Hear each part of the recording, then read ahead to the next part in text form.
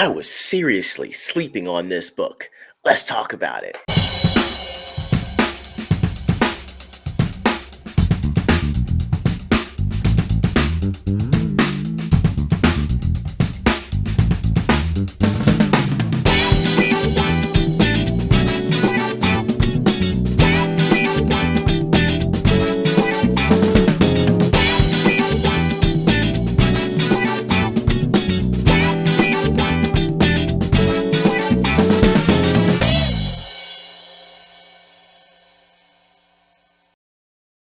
Welcome back, everyone. It is I, the Dumble whose door is always open. Gandalf without the gray or the white, because I'm all black. Geordie LaForge, captaining this enterprise and the people's podcaster. I am Left Eye Ego. And today I actually wanted to talk to you about something that a comic that I'm actually reading that I actually recommend to everyone. Now, although I am on the third volume of this book, I was almost completely blown away by volume one, and I wanted to share it with you guys. The book is that I have right here is Radiant Black. All right. And it's actually really cool to actually read something that isn't from your big two, the big two being Marvel or DC. This book was actually written by Kyle Higgins, who wrote Ultraman, and the artist here is Marcelo Costa. The interesting thing that I found out about this book is again that it's not from the big two; it's actually from Image Comics. And the great thing about Image Comics is that all of the creators actually keep their intellectual property.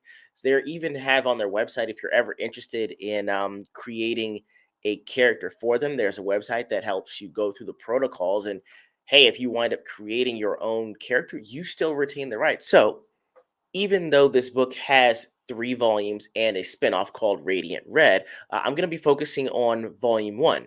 So, the premise of volume one follows the protagonist Nathan as he has to return home to Illinois from Los Angeles. And he's at a bit of a crossroads in his life. He and his friend Marshall are out one night and they encounter what's known as the Radiant. And so we kind of follow in real time Nathan as he grapples with becoming a superhero. Thing is, be advised, Volume One started out a bit interesting, but got really interesting towards the end with a little twist that I will not spoil in this recommendation. So, what I wanted to do was I kind of wanted to go over the ego statistics of this book in terms of the characters, the plot and dialogue, the pacing, and the book's potential, because I think that those are kind of the four things that we as comic book readers pay attention to, and we'll go ahead and rate on our own. But because it's my channel, we're going to give them ego statistics. We're going to go from one, which is way too humble. We don't do that around here, and compared to five egos, which is fantastic and phenomenal. So let's get into it. So, in terms of our ego statistics for the characters, I'm actually going to give this one off the bat four egos. I know that I can be very critical of character and character development, and I didn't go in lightly when I started reading Radiant Black. And so, the first thing I noticed was our protagonist, Nathan. He's having some issues that we see in the book that are pretty universal to an extent. Personally, he's in what can be described as a quarter life crisis. I did not know what that was until I started talking to people that were more in the Gen Z generation. It's basically around 25 or 30 years old. You're not necessarily where you want to be in life, either professionally, personally, or even romantically. And the person that you esteem yourself or think yourself to be isn't the actual person you're living in reality. And so that can cause kind of and I guess the word is an internal tug of war between the person that you think you are, the person that you want to be. And so, professionally, he's at a crossroads in his writing career. We find out he's been out in Los Angeles for over 4 years trying to get a book done, but apparently it's not going so well. And now he has to move back in with his parents. And psychologically, he's just a guy that needs a win. Again, I'm not going to spoil that much of the book, but I will say the first 2 pages really got to me. There's these panels where he's looking at his checking account and he's comparing it to his credit card debt, and it's like $48 in the checking account, $38,000 in credit card debt, and he's calling this. I guess it's a bank to secure a loan just to kind of help him make ends meet while he shops his book. And so he's going through the typical, hey, at this time, the bank can't give you a loan because of your high debt to income ratio. And so he's trying to explain, hey, I wouldn't need the loan if my income were high enough.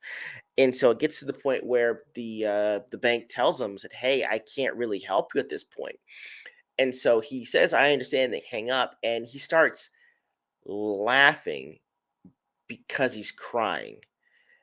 And I really felt that. I'm not sure if you've ever been in a situation where you have to keep laughing, or you have to laugh to keep from crying, but the tears are still coming. And while he's crying, the back door opens up and the guy says, hey, oh, I'm sorry, I can order another car. And you find out he was trying to make this loan arrangement while being a driver for their version of Uber, which they call Driver. And he's wiping his tears, saying, hey, no, it's going to be fine. And he said, hey, everything's going to be fine, while a tear still goes down his face. And you're thinking, oh my God, this is very personal up front in the book. And it was something that you don't see this early with an emotionally available character. They'll usually wait for some tragedy to happen to show you how emotional they are. And for anyone that's been in that situation with finances, that can really wear you down and make you very emotional. And it was a very raw appeal to the person that's gone through it professionally or emotionally, or personally, professionally, and financially as well. So I really really like that because it was very universally appealing. We can contrast that with his best friend Marshall, who seems like he's kind of the lovable slacker, but where Nathan will try to get lost in the minutia and the detail of things. Marshall's more of a big picture guy and doesn't get distracted. And can see the forest from the trees. And so he actually winds up, kind of looking back out for his best friend, Nathan, after he returns back to Illinois from LA. And he actually kind of looks out for the branding of Radiant Black. He actually gives Nathan the name, hey, you should call it Radiant Black. And he even at one point sets him up with a Twitter account. It's kind of funny at that point. So I actually liked their relationship for the superhero with his best friend. Um, there was also Nathan's parents, Mr. and Mrs. Burnett. They're both very, I would say, very supportive of Nathan in his return back home. Whereas the mom is saying, hey, rough patches hit everyone at any point in time. You can write from anywhere. You just be doing it from home. I fully support you. Mr. Burnett's like, hey, son, I understand you're coming back home, but hey, you need to get a job. And so you can see that Nathan kind of has this complexity of having to deal with his personal matters, familial matters, as well as professional too. And so I actually liked that dynamic with them. While mom is supportive, dad's like, "Hey, you got to get a job. You can write, and you can still have a second job too." Uh, the real, I guess, villain for the volume one is Radiant Red, and so in reading it and knowing that they set that character up as the antagonist, you're reading and you don't really have any thoughts initially towards the character. You're thinking, okay, this is the big bad of the volume one. As you read further and along and you get the backstory of Radiant Red, you're like, wow, this is how you actually write a villain. You give them a complex situation to which they feel the need to resort to crime to actually take care of a situation, and they did a really good job with it. I This is actually how, again, you write a villain, and I think this is where Marvel has been missing the mark maybe the last 5 to 6 years. They keep writing villains at the expense of the hero. I have to show you how much better I am or how much of a moral upstanding citizen I am compared to the hero. Whereas Radiant Red here, we know is kind of the villain, but once you get their story, you say, "Oh my goodness, okay, this character has depth. There's a reason for what they're doing." And they didn't have to actually say anything to do it. There's no real big exposition in volume one about why Radiant Red is motivated to do what they do until you wind up reading further and you get kind of what I thought was the epilogue, and then you kind of get that backstory, and it kind of blew me away there too. As far as the characters, there was actually the characters called the Circle Guys, which was actually a really good point because the Circle Guys actually serve as commentary on superheroes. They're a bunch of YouTubers. And so when Radiant Black first appears, they're like, well, hey, is he really here for us? Or, did he really save the day? Or is he just in league with Radiant Red? And so it kind of struck with a chord with me as a YouTuber because if we saw this in real time and we had YouTube channels, we'd be doing the same things. We'd be having live streams up and down the YouTube sector just talking about Radiant Black, an actual superhero or villain. So it was a great wrinkle, and that's what also led to me saying that, hey, characters on that one would be four egos. Now, the plot and dialogue, I'm gonna also have to give four egos. Now, the plot may seem like your average superhero story where, hey, guy that's down his luck finds this, plot device that gives him powers. And now he has to deal with the fallout of being a regular guy plus a superhero. But I think where this actually is elevated from your three ego standard plot to a four is the dialogue. I really enjoyed the fact that there are actually complex moments of dialogue between the protagonist Nathan and his best friend Marshall. Even though I'm not one for exposition, they actually do a really good job with the exposition that Nathan has. It's like he's getting all of these thoughts and feelings out that he held in for 4 years because he was in Los Angeles for that time. He wasn't around his family, he wasn't around his best friend. So those thoughts and feelings that were held in for 4 years spill out in the actual I guess the vehicle for that is the Radiant. Now that he has, this power, he's actually letting his best friend Marshall know how he really feels. He's saying, "Hey, I was so afraid to fail at being a writer that I didn't really do it." And I know that for some of us, that's the one thing that we can be afraid of is that we'll find out that we don't have it or that someone will say you're no good. And so we don't try or we don't really try to the best of our ability. And so he's explaining all of this to Marshall, and you're like, wow, this is really good dialogue without having to be overly verbose or too emotional. He's just explaining how he feels. He's saying, hey, now that I have something, I can't screw that up too. And you see that the dialogue between him and Marshall is fantastic because he's trying to Marshall, at least in this point, is trying to say, "Hey, you know what? I'm not going through what you're going through right now, but I fully support you," which is what you'd want in a best friend. There's also the dialogue that Nathan has with himself. He's trying to actually figure out, can I write? What is that like? Can I actually get out of my own head and write a decent story? He's put together a few shorts, but nothing ever solid that could be transferred into a book. And so he actually wrestles with his own thoughts of inadequacy and his own feelings of inadequacy to actually become or try to become a writer. There's also the dialogue that Nathan has with his father. His father is saying, "Hey, you need to get a job," and Nathan, while he understands this, actually has to stand up to his father and say, "Hey, look, I understand that I might need a job and I'll do that, but I need to prove to myself that I can do this, that I have what it takes to be a writer, and I need you to be okay with it." And, even though, we are full adults out here, we still have our parents. And so whenever we can be around our parents, sometimes we turn into that 10-year-old kid that's insecure or frightened by what their parents are going to think because the last thing they need is a parental figure or literally your parent to say, "You're not good enough. You can't do it." And so through all these things, we see Nathan grow as a better friend, as a potential writer, as a better son, and as a hero as the story progresses.